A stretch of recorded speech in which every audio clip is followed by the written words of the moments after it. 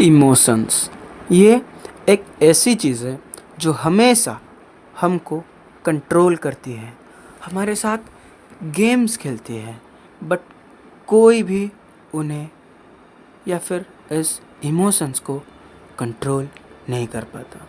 कुछ बहुत गिने चुने 1% बहुत रेयरली लोग इसे कंट्रोल कर पाते हैं। लोग अपने लाइफ में इसीलिए हार जाते हैं क्योंकि वो प्रेडिक्टेबल बन जाते हैं, because they react, they overthink, they get angry and jealous and that makes them predictable. Thomas Shelby को ही देख लो, वो हमेशा अनप्रेडिक्टेबल रहता है, कोई भी उसे समझ नहीं पाता, इसीलिए वो हमेशा टॉप 1 में रहता है। इमोशनलेस का मतलब ये नहीं है कि तुम्हारे अंदर कोई फीलिंग्स नहीं हो। अगर फीलिंग्स ही नहीं होगी तुम्हारे अंदर तो तुम ब्रूटल बन जाओगे, लेकिन तुम्हें इमोशंस को अपना स्ट्रेंथ बनाना पड़ेगा। एंड अगर तुमने ये कर दिया तो तुम इस गेम में मास्टरी कर जाओगे। तो चलो वीडियो को शुरुआत करते हैं। Chapter 1, the death of emotion.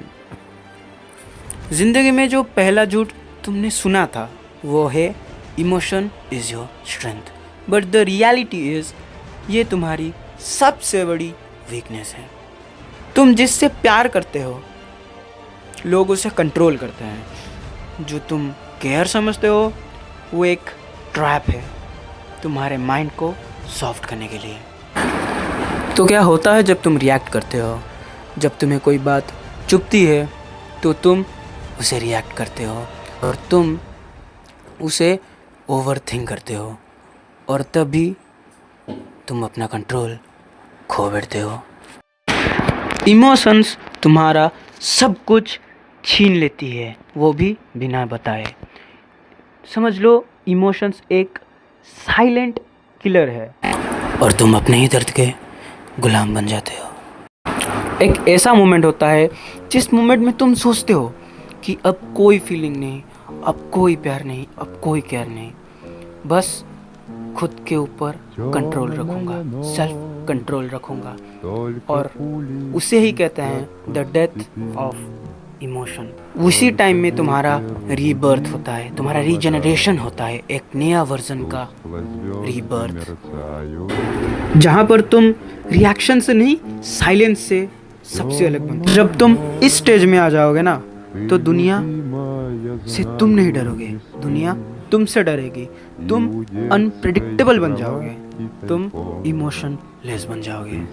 Chapter 2, kindness is your kryptonite. तुम्हें हमेशा सिखाया गया है कि बी काइंड, लेकिन कोई ये नहीं देखा कि कितनी बार ये काइंडनेस तुम्हें बर्बाद कर चुका है। तुम हमेशा अच्छे बनने के चक्कर में सबसे इग्नोर होते गए और हर्ट होते गए। इसी काइंडनेस के वजह से तुमने लोगों का डिसरिस्पेक्ट देखा, तुम लोगों का फेक केयर देखा, तुम लोगों का फेक लव देखा। काइंडनेस तुम्हें एक लिमिट में, एक लिमिट तक, एक लिमिटेड टाइम तक पावर देता है, लेकिन उस टाइम के गुजर जाने के बाद लोग अपने असलियत में आ जाते हैं। काइंडनेस एक पॉइजन की तरह काम करता है और वो पॉइजन तुम्हें अंदर ही अंदर निचोड़ देता है, तुम्हें कमजोर बना देता है। तुम सोचने लगते हो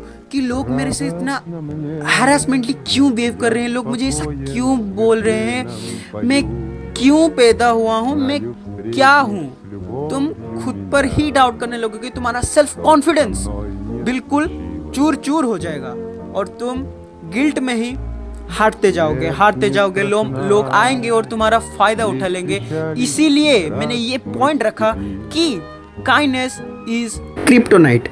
chapter 3, emotion is not the enemy, it's the weapon. तुम पहली बार पेन फील करते हो तो तुम रो लेते हो, जब दूसरी बार फील करते हो तो तुम उसे सोचते हो, और तीसरी बार जब ये सेम थिंग होता है तो तुम नर्म पड़ जाते हो, तुम कोल्ड पड़ जाते हो, तुम कोल्ड हार्टेड हो जाते हो। और एक ऐसा टर्निंग पॉइंट आता है, एक ऐसा स्टेज आता है, एक ऐसा मोमेंट आता है जहां पर तुम समझ लेते हो कि how to use the pen, and pen is not my enemy, it's my best friend, it's my weapon.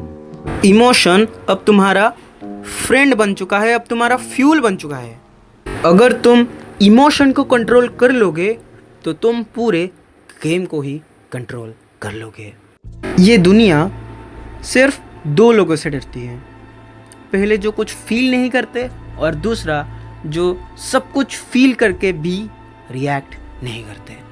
मैं इसीलिए फील के बारे में बोल रहा हूँ कि अगर भी कोई तुम्हें कुछ बोल देता है about you, about your personality, about everything, तो तुम उससे याद रखते हो, उस डिसरेस्पेक्ट को हमेशा याद रखते हो, और तुम्हारा माइंडसेट एक रिवेंज की तरह हो जाता है, और तुम उसे कंपीट करने के लिए बहुत ऊपर चले जाते हो। Chapter 4 practical steps to become emotionless. तो चैप्टर 1, 2 और 3 समझ लो एक फाउंडेशन है इमोशन को कंट्रोल करने के लिए। ये तुम्हें बताता है कि तुम इमोशन को कंट्रोल करने से क्या बेनिफिट्स पा सकते हो, कंट्रोल ना करने से क्या क्या तुम हरा सकते हो, क्या क्या तुम लूज कर सकते हो। जब भी तुम्हारा इमोशंस ट्रिगर करे या फिर तुम किसी इमोशन से गुजरते हो तो 5 सेकंड्स डीप ब्रीथ लो। उसके बाद अपने माइंड से पूछो कि क्या इस इमोशन में मैं रिएक्ट करूँगा मुझे कोई फ़ायदा होगा, क्या मुझे कोई रिवॉर्ड मिलेगा। और हमेशा तुम्हारा दिमाग बोलेगा नहीं, कोई भी रिवॉर्ड नहीं मिलेगा। हमेशा 5 सेकंड्स के लिए ही सिर्फ डीप ब्रीथ लेकर दिमाग से ये पूछ लो बस। उसके बाद तुम्हारा इमोशनल ट्रिगर मूवमेंट, तुम्हारा रिएक्शन का ट्रिगर अपने आप ही ऑफ हो जाएगा। तुम इमोशन को एक्सप्रेस नहीं करोगे, कुछ रिएक्ट नहीं करोगे। कभी भी कुछ भी पर्सनल मत लो, ठीक है। अगर तुमसे कोई बड़ा तुम्हारे अच्छे के लिए बोल रहा है, बड़ा मतलब तुम्हारा टीचर्स हो सकता है, तुम्हारे घर के पेरेंट्स हो सकते हैं, तुम्हारे माँ बाप हो सकते हैं, अगर वो कुछ बोले तुम्हारे बारे में, तुम्हारी डेवलपमेंट के बारे में, तुम्हारे कुछ कमियों के बारे में, तो वो तुम्हारे अच्छे के लिए है। लेकिन कोई बाहर का आदमी, तुम्हारा कोई फ्रेंड हो सकता है या फिर कोई भी फकिंग बुलशिट हो सकता है, अगर वो तुम्हें कुछ बोले तो उस बात को पर्सनल कभी भी मत लेना। अगर तुम्हारा डिसरेस्पेक्ट हुआ है तो तुम पर्सनल मत लेना, लेकिन उसे भूलना भी मत। अगर तुम भूल गए तो तुम उसे कभी भी कम्पीट नहीं कर सकोगे, तुम उसे ये नहीं दिखा सकोगे कि उसने किसको डिसरेस्पेक्ट किया है, उसने किस चीज़ को डिसरेस्पेक्ट किया है, उसका परिणाम क्या हो सकता है। और हाँ, ये एक प्रो टिप है। देखो, हमारे लाइफ में बहुत से लोग आते हैं और बहुत से लोग आकर हमें डिस्ट्रॉय करने की कोशिश करते हैं, उसके बाद चले भी जाते हैं।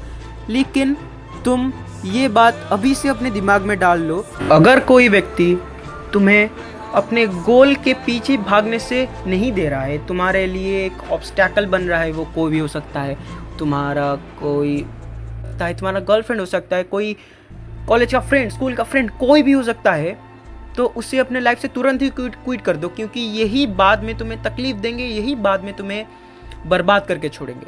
और अगर तुमने इन सारे बंदों को, इन जैसे लोगों को अपने लाइफ से क्विट कर दिया ना, तो मैं 101% गारंटी दे के बोल सकता हूँ कि तुम लाइफ में सक्सेसफुल बनोगे।